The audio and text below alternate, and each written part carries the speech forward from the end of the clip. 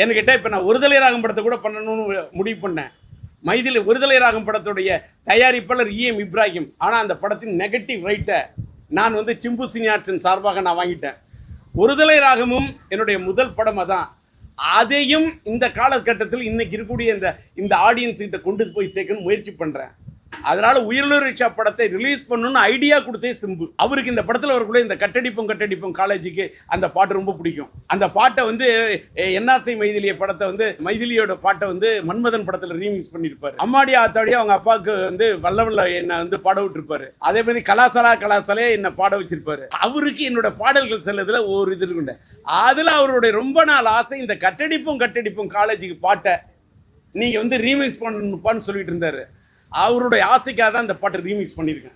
இன்னைக்கு ட்ரெண்ட் என்னன்னு கேட்டாக்கா, இளைஞர்களை அவங்கள டார்கெட் பண்ணி இன்னைக்கு 2K கிட்ஸ் அவங்களோட மனநிலையே வேற. அதுக்கு தகுந்த மாதிரி எல்லாத்துக்கும் மேலே இன்னைக்கு சினிமாவில் ஒரு புது ட்ரெண்டு கரெக்டாக என்னன்னு எனக்கு சொல்ல தெரியல.